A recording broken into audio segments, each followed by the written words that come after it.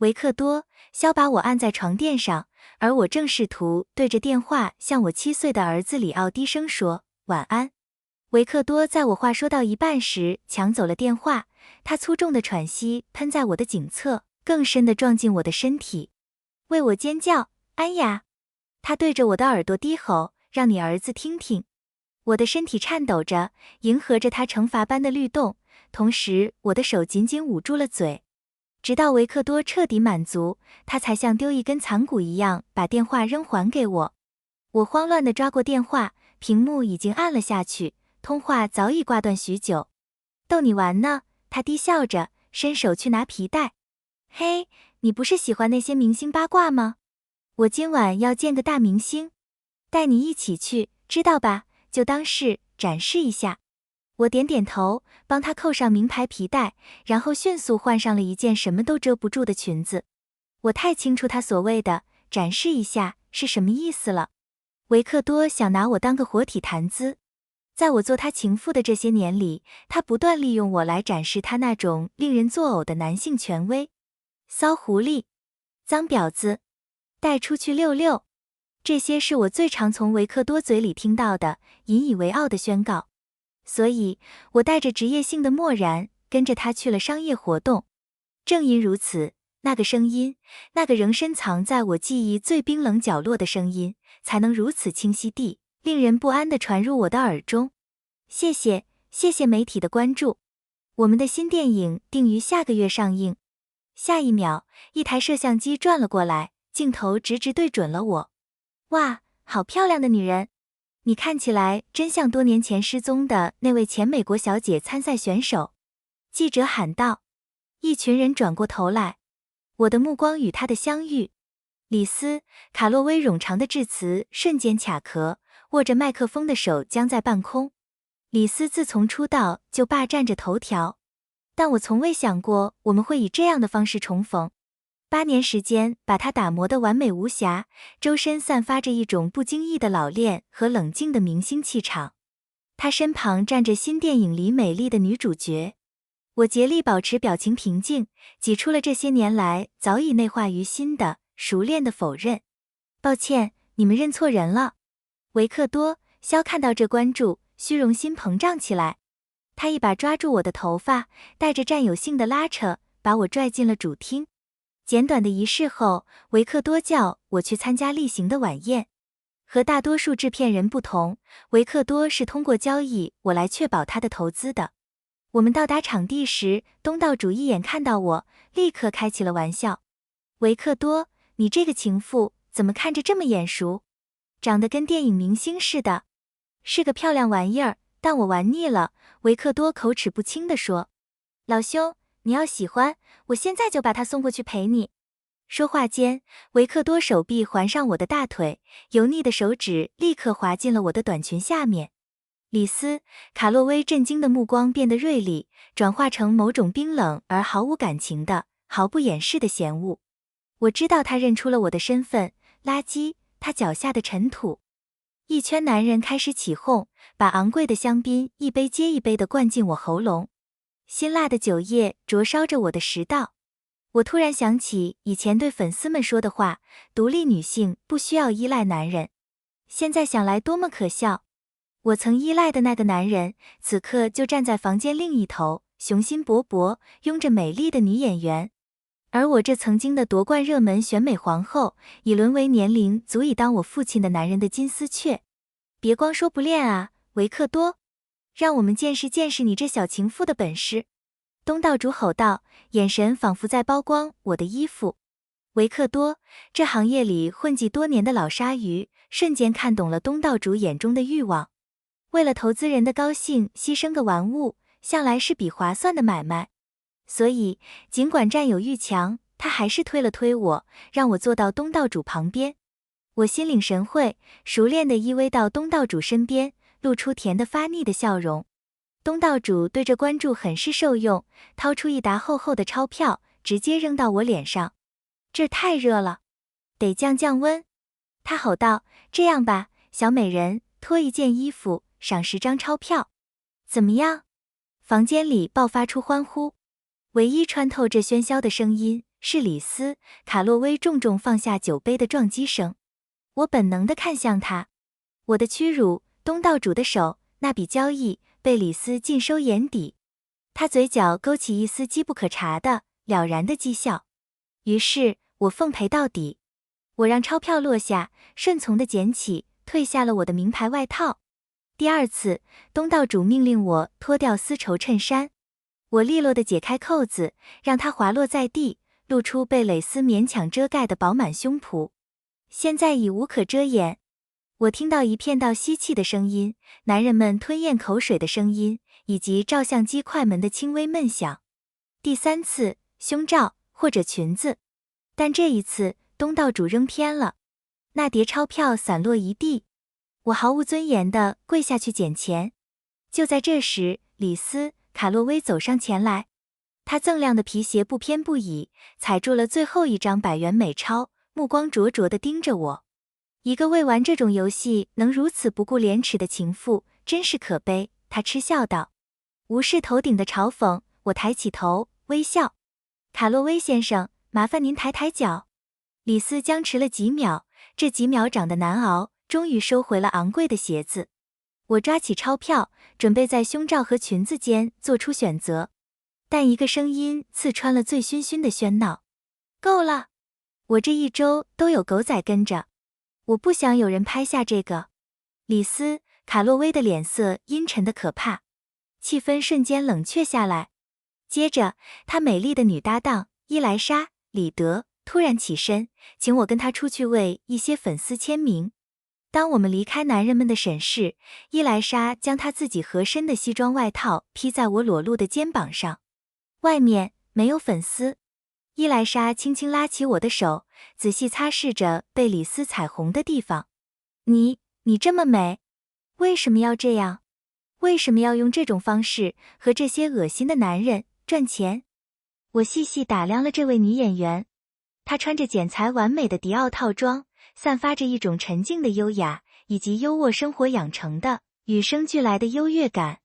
她这样的人永远不会明白，一个有手有脚的女人为什么会选择去赚脏钱。我如何解释？我迫切需要钱，快钱！我7岁的儿子里奥在等着。我的母亲躺在医院的病床上，等着我支付天价账单。而这一切，每一个后果都要拜他的搭档李斯·卡洛威所赐。安雅，你的父母把你养大，不是为了让你只做个出卖自己的女孩。我不知道伊莱莎怎么会知道我的真名，但她的声音出乎意料的温柔，没有我惯常听到的污秽和审判。我想对她说，我从来没有父亲，而那年事发后，我母亲成了植物人，没人来教我如何做人了。但我什么也没说，选择了沉默。或许我的平静让他不安。伊莱莎突然将一沓厚厚的钞票塞进我手里。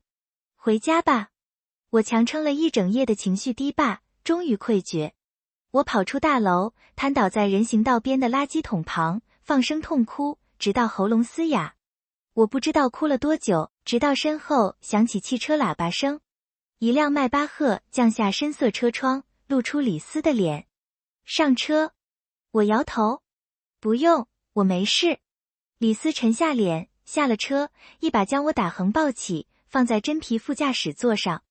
胃里翻腾的灼热酒精让我头晕目眩，无力争辩。我含糊地报出一个地址。李斯没有用导航。他知道这个地址。8年前，选美赛前1个月，他常偷偷来这里，为我放烟花。现在我才明白，那可能只是他在演戏。当我伸手去开车门时，李斯转过头，看着我那破败的公寓楼，嘴角挂着一抹残酷的笑意。这么多年了，看来我们的选美皇后过得并不怎么样吗？我的手僵在车门上。我保持沉默，时间久的超出了他的耐心。他突然轻伸过来，手指箍住我的喉咙，带着疼痛的、占有性的收紧。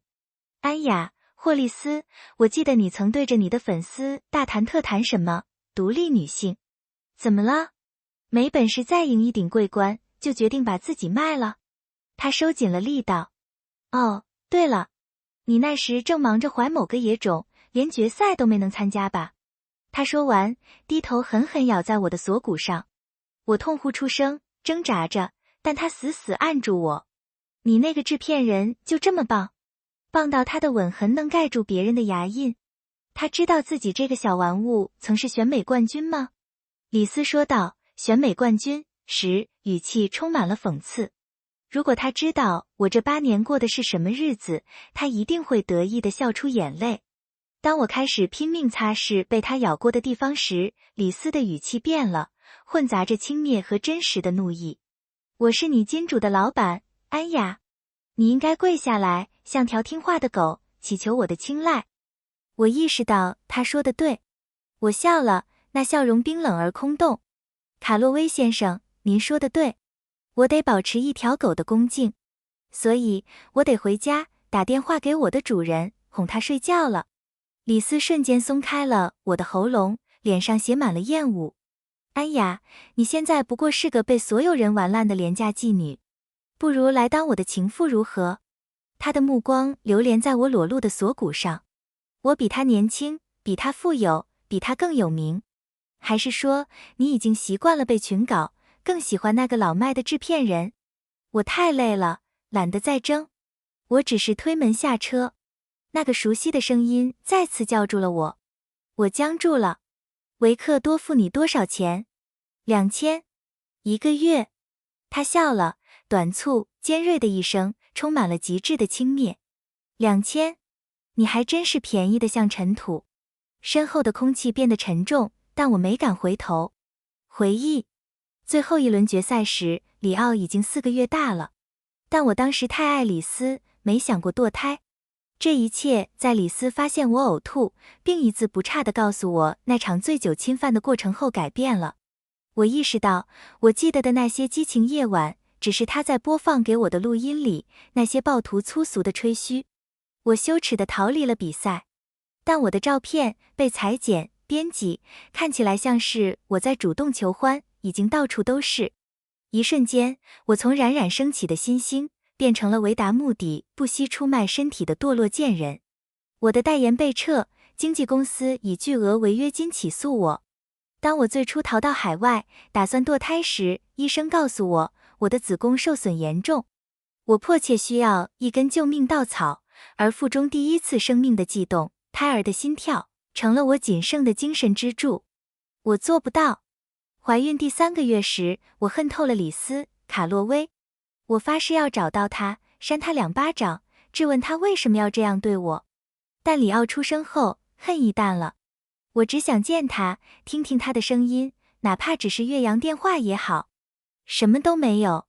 我变得害怕人群，连洗碗工的工作都做不了。当我回到美国，遇到了比我大15岁的维克多·肖。他是在一个企业活动上看到我做招待，问我需不需要钱。当基本的生存都成了奢侈，自尊和道德就一文不值。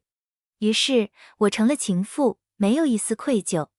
我不担心天谴，从遇见李斯·卡洛威那一刻起，我的惩罚就已经开始了。李斯接近我，只是为了报复，因为他的妹妹在我赢得地区桂冠那年被车撞死了。他叫吉利安·卡洛威，他是我最激进、最有野心的选美对手。在我突然崛起之前，吉利安一直是夺冠热门，甚至为了维持名气做了整容手术。有黑人粉丝说他太矮，他打断腿骨增高；有评委说他脸圆，他就饿瘦自己。但一个人的梦想总是建立在另一个人的失败上，而我就是那个踩在吉利安失败之上的人。从第一次海选，我就是无可争议的宠，一路顺风顺水走向桂冠。我仍记得后台更衣室那一幕，吉利安跪在地上，歇斯底里的哭泣，紧紧抓着我的裙子。安雅，那是我的奖杯，我的，求你了，把它还给我。我吓坏了，尖叫起来。保安冲过来拉他，但他就是不放手。一个当时正和我拍照的粉丝不耐烦了，抓起旁边的椅子，狠狠砸在吉利安身上。输不起就回家玩过家家，来选什么美？你这种整容怪也配和我姐姐比？你真让人恶心。那晚，吉利安被钉在社交媒体的耻辱柱上。丑闻甚嚣尘上。这位曾经的冠军热门，瞬间沦为公共笑柄，成了人人可踢的过街老鼠。吉利安开始出现在耸人听闻的八卦专栏，过着自我毁灭的生活。我曾试图告诉自己，那不是自我毁灭，而是在绝望地寻找精神支柱。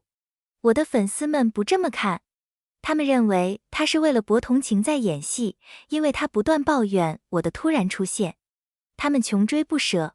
吉利安的社交媒体私信很快被恶毒的辱骂塞满。我猜我的粉丝对他说了可怕、刻薄的话。我从没看过，但那些话一定很恐怖，因为不久之后，吉利安精神彻底崩溃了。在他生日那天，他穿着就选美比赛的比基尼，被车撞死了。就是在那天之后，李斯、卡洛威，我那个看似完美的暗恋对象，变成了我专属的地狱。他锲而不舍地追求我，用尽一切手段赢得我的心。他开始演戏后不久，我们就正式在一起了。直到国际赛的决赛夜，李斯看着我后台呕吐，脸上满是嫌恶。安雅、霍利斯，夺冠热门小姐，看看你现在有多美，肚子上坠着个孩子，你还怎么赢？哦，至于孩子的父亲，那碗男人太多了，老实说，我也不知道是谁那么走运，人实在太多了。接着，他用令人作呕的细节描述了那场侵犯，还播放了录音给我听。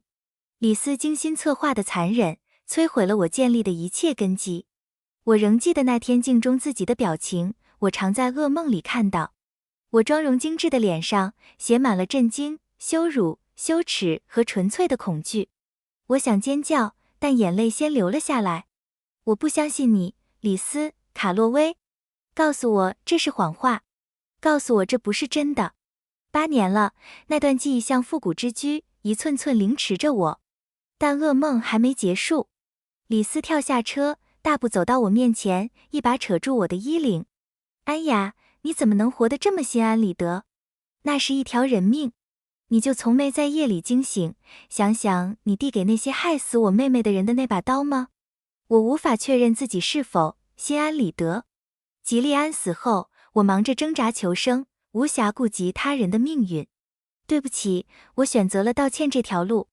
是我的错，撞死吉利安的司机是错的，批评他长相的评委是错的，跟踪他的狗仔是错的，让他去死的粉丝是错的。而我作为他们的偶像，并非无辜，但我们都受到了惩罚。李斯的脸扭曲成可怕的模样，他抓住我的手腕，用力之大，我觉得骨头都要碎了。对不起，如果你真觉得对不起，为什么不去死？安雅，为什么被车撞死的不是你？吼完后，他浑身发抖，声音低到近乎脆弱。告诉我，你为什么还没死？现在就去死啊！死！我试过的，